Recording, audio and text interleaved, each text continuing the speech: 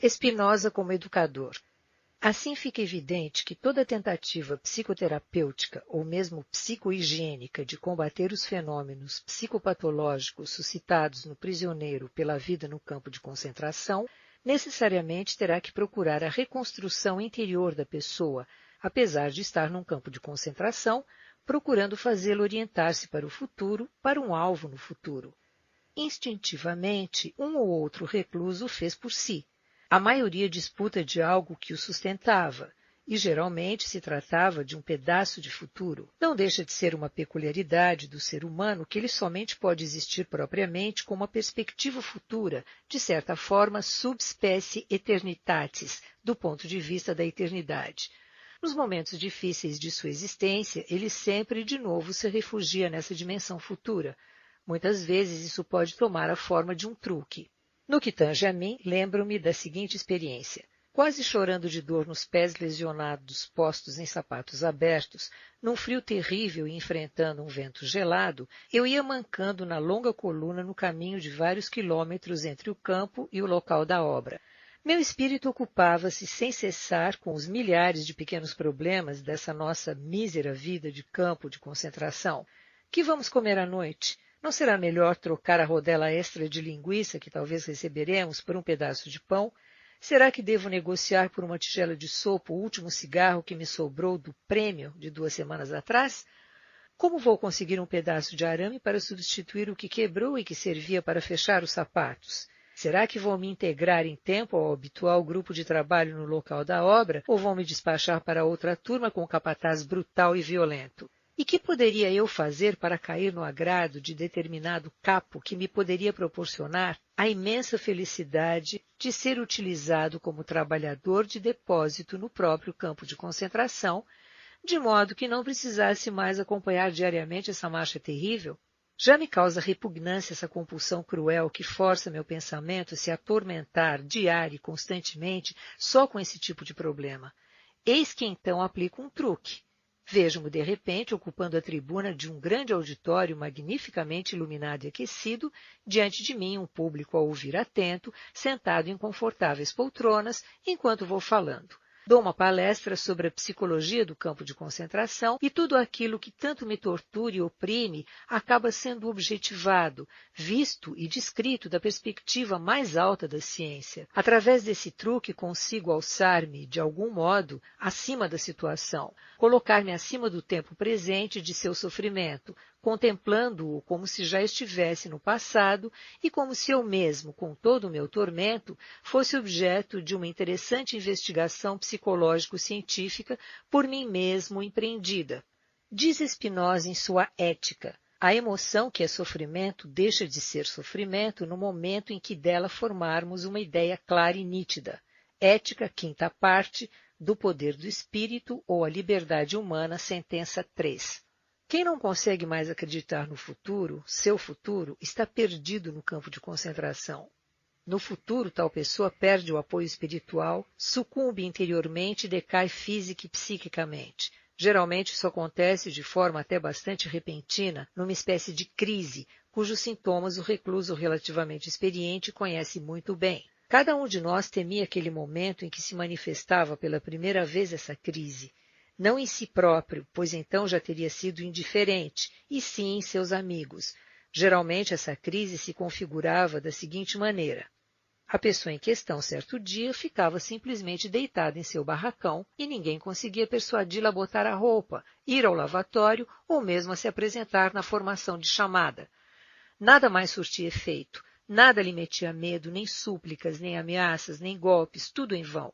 O sujeito simplesmente ficava deitado, não se mexia, e quando uma doença provocava essa crise, a pessoa se negava inclusive a ser transportada para o ambulatório ou tomar qualquer medida em prol de si mesma.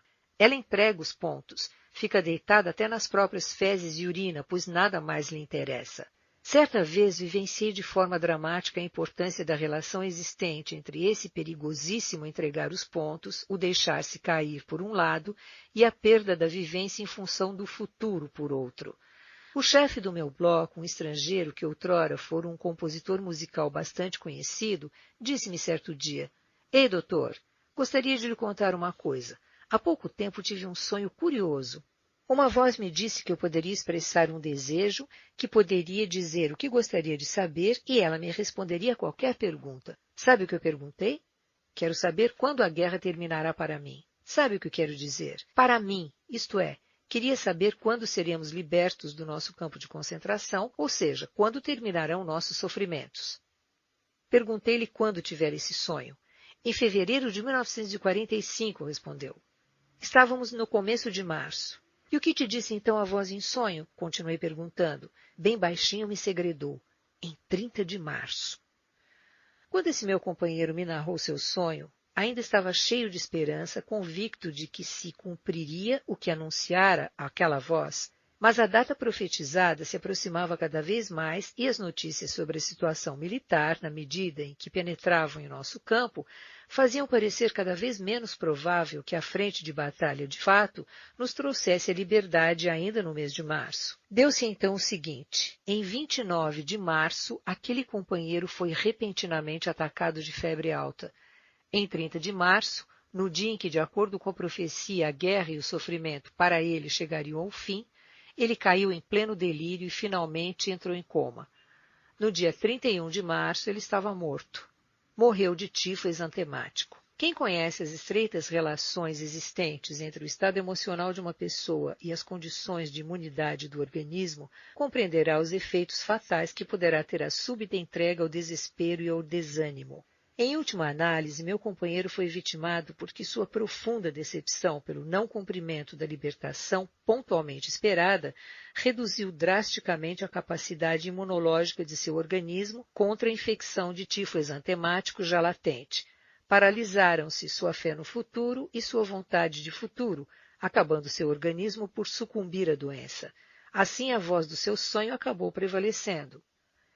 Esse caso isolado e as conclusões dele tiradas coadunam-se com outra observação para a qual o médico-chefe do nosso campo chamou a minha atenção certa vez.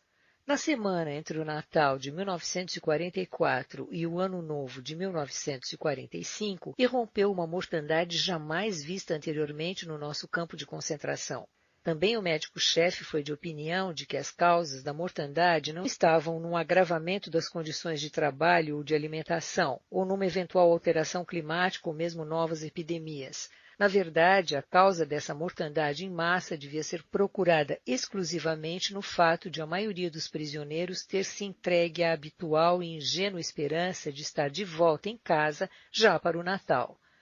Como, porém, as notícias dos jornais fossem tudo menos animadoras, ao se aproximar aquela data, os reclusos foram tomados de desânimo e decepção gerais, cuja perigosa influência sobre a capacidade de resistência dos prisioneiros se manifestou justamente também naquela mortandade em massa daquele período. Dissemos há pouco que toda tentativa de restabelecer interiormente as pessoas no campo de concentração pressupõe que consigamos orientá-las para um alvo no futuro.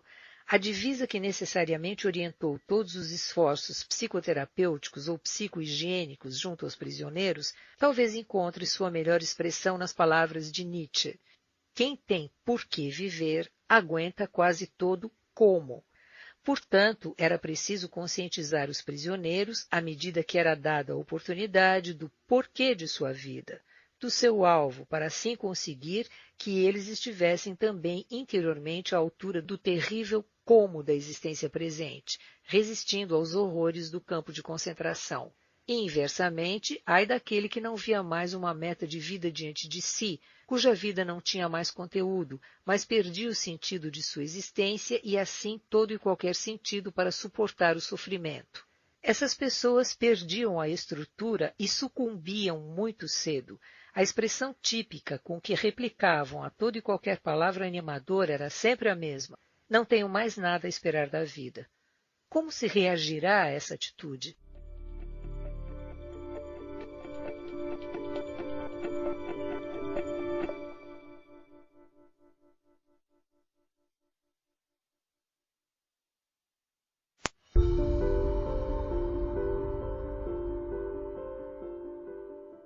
Perguntar pelo sentido da vida.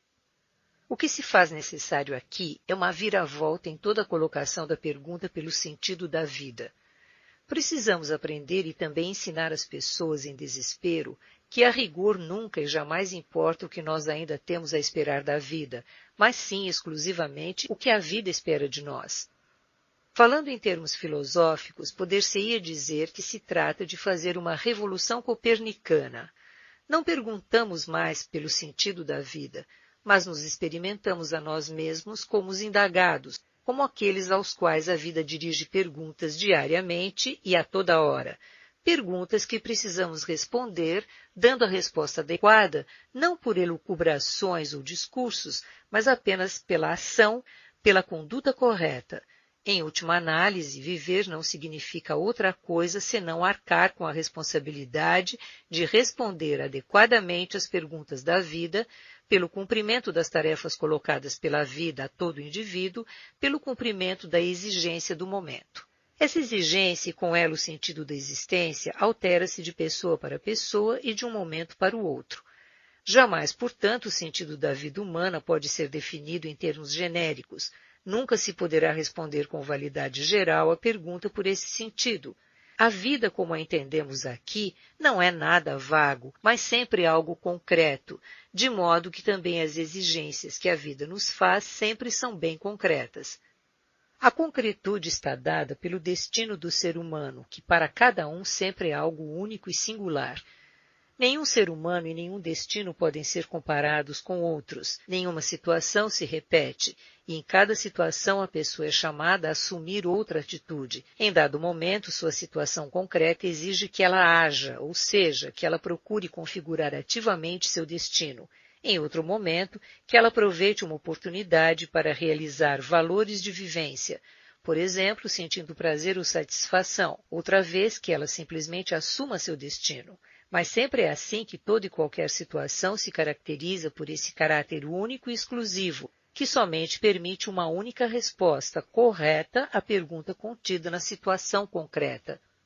Quando um homem descobre que seu destino lhe reservou um sofrimento, tem que ver nesse sofrimento também uma tarefa sua, única e original. Mesmo diante do sofrimento, a pessoa precisa conquistar a consciência de que ela é única e exclusiva em todo o cosmo dentro deste destino sofrido. Ninguém pode assumir dela o destino e ninguém pode substituir a pessoa no sofrimento. Mas na maneira como ela própria suporta esse sofrimento está também a possibilidade de uma realização única e singular. Para nós, no campo de concentração, nada disso era especulação inútil sobre a vida. Essas reflexões eram a única coisa que ainda podia nos ajudar, pois esses pensamentos não nos deixavam desesperar quando não enxergávamos chance alguma de escapar com vida. O que nos importava já não era a pergunta pelo sentido da vida como ela é tantas vezes colocada ingenuamente, referindo-se a nada mais do que a realização de um alvo qualquer através de nossa produção criativa. O que nos importava era o objeto da vida naquela totalidade que inclui também a morte e assim não somente atribui sentido à vida, mas também ao sofrimento e à morte. Esse era o sentido pelo qual estávamos lutando.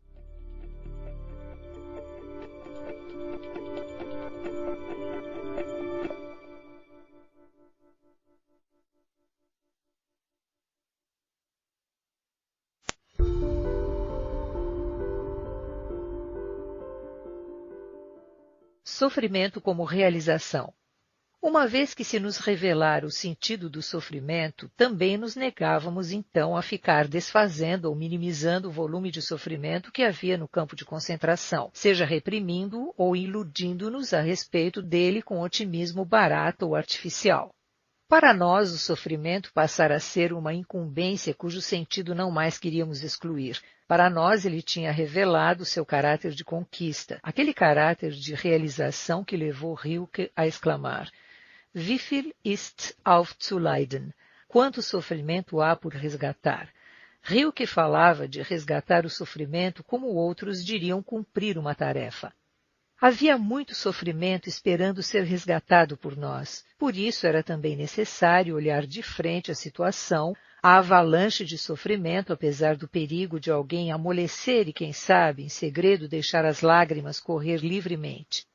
Não precisaria envergonhar-se dessas lágrimas. Eram o penhor de ele ter a maior das coragens, a coragem de sofrer. mas pouquíssimos sabiam disso, e só envergonhados admitiam ter se extravasado em lágrimas. Certa vez perguntei a um companheiro como fizera desaparecer seus edemas de fome, ao que ele confessou: curei-os chorando.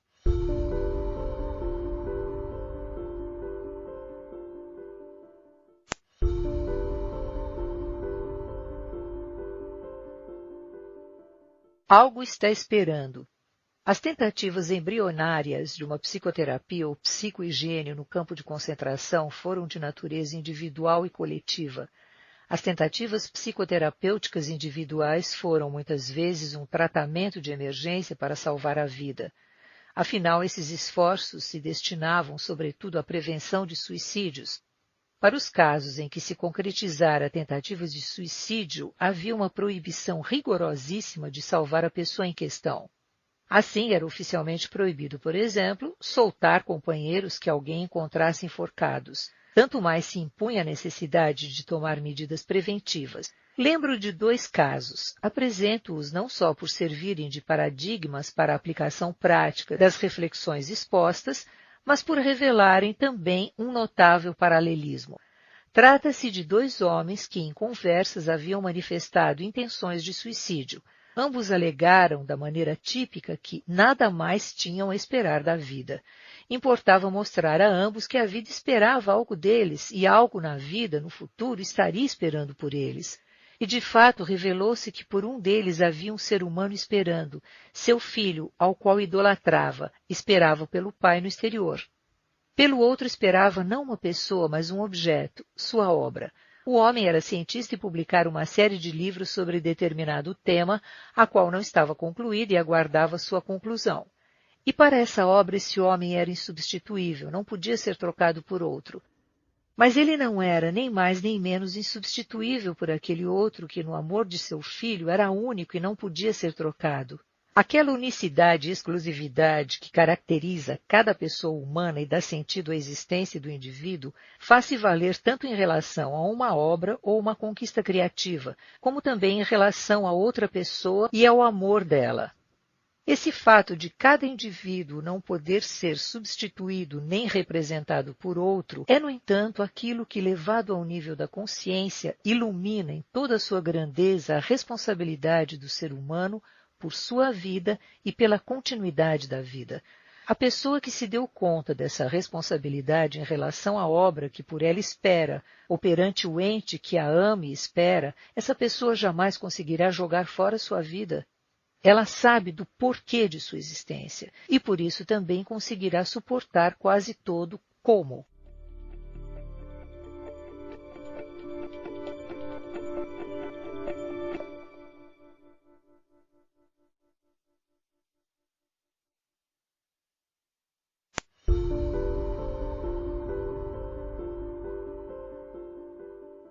Uma palavra na hora certa. As possibilidades de psicoterapia coletiva naturalmente eram muito restritas no campo de concentração. Nessa área, o que tinha efeito incomparavelmente maior do que a fala era o exemplo. Contanto que um chefe de bloco não estivesse do lado das autoridades nazistas, tinha incontáveis oportunidades de exercer uma influência profunda e positiva sobre aqueles que se achavam sob sua esfera de ação, através de uma atitude íntegra e encorajadora. O efeito direto do ser exemplo sempre é maior do que o efeito de palavras.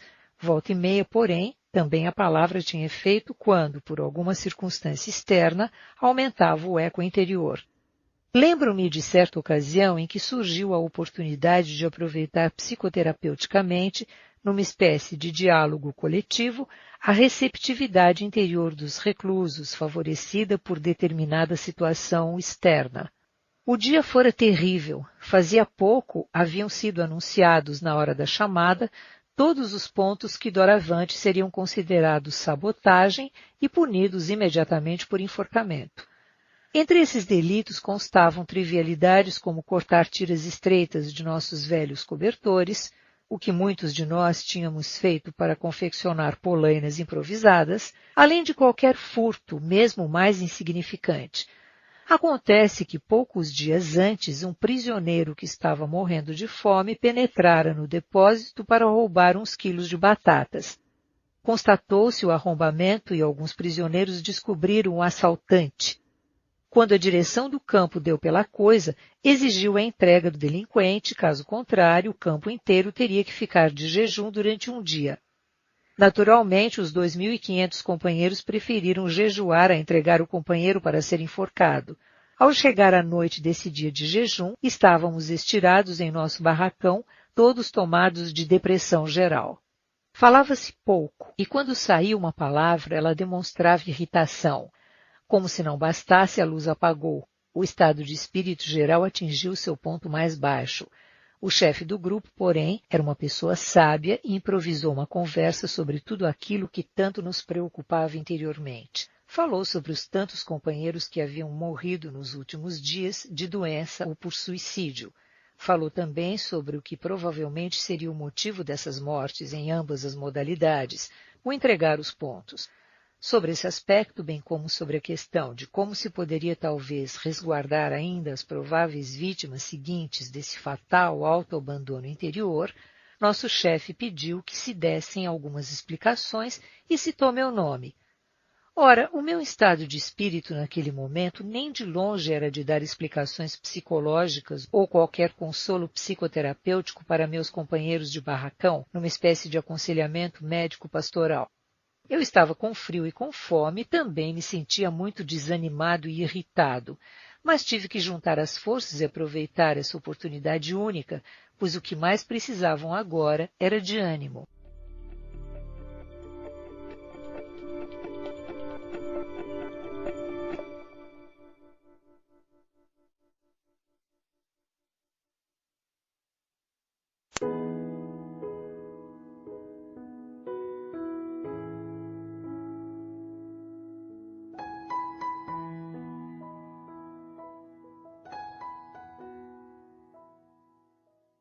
Assistência psicológica.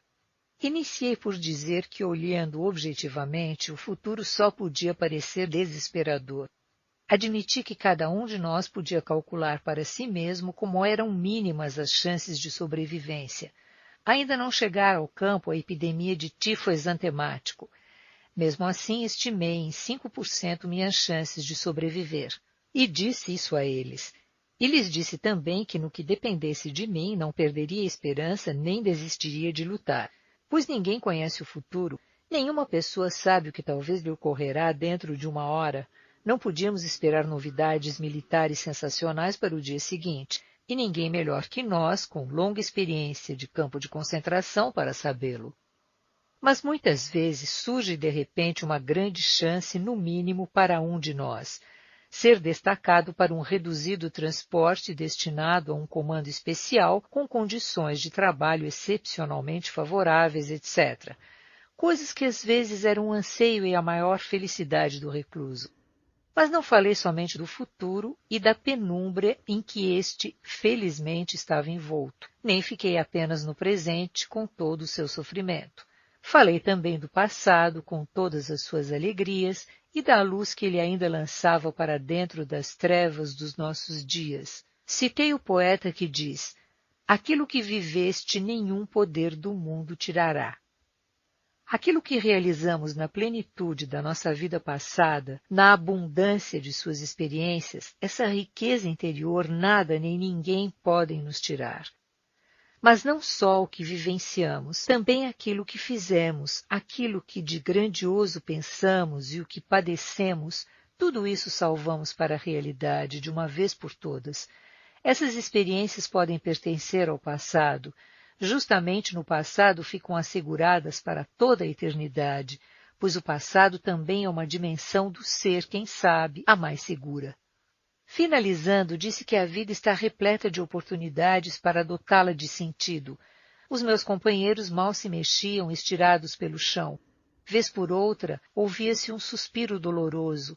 Dei a entender que a vida humana tem sentido sempre e em todas as circunstâncias, e que esse infinito significado da existência também abrange sofrimento, morte e aflição. Pedi àqueles pobres coitados que havia tempo me escutavam na escuridão total do barracão que olhassem de frente para a situação em que estávamos, por mais difícil que ela fosse, e não desesperassem, mas recobrassem o ânimo, cientes de que, mesmo perdida, a nossa luta, os nossos esforços não perderiam seu sentido e dignidade. Cada um de nós, disse Viseu, nesses momentos difíceis, e mais ainda na hora derradeira que se aproxima para muitos de nós, se encontra sob o olhar desafiante de um amigo ou de uma mulher, de um vivente ou de um morto, ou sob o olhar de Deus. Ele espera que não o decepcionemos e que saibamos sofrer e morrer, não miseravelmente, mas com orgulho. Encerrando, falei do nosso sacrifício. Disse que ele tem sentido em todo e qualquer caso. Disse que a natureza do sacrifício implica ser ele vivido na premissa de que neste nosso mundo, no mundo do êxito, nada se alcança com ele.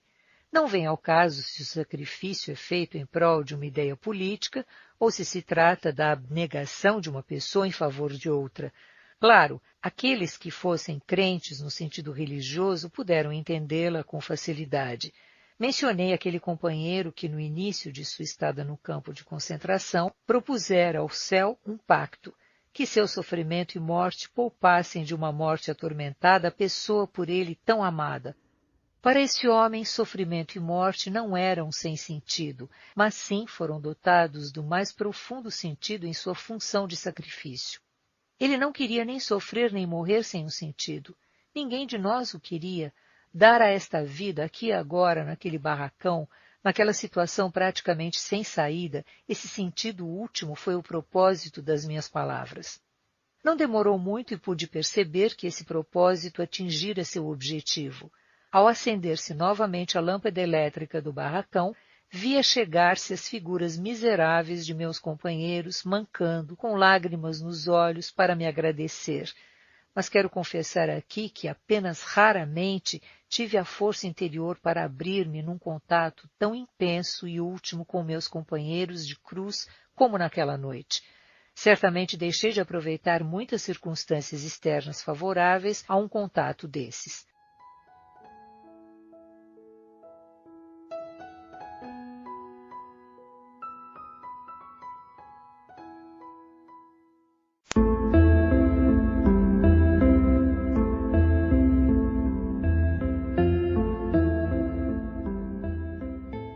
Psicologia da guarda do campo de concentração.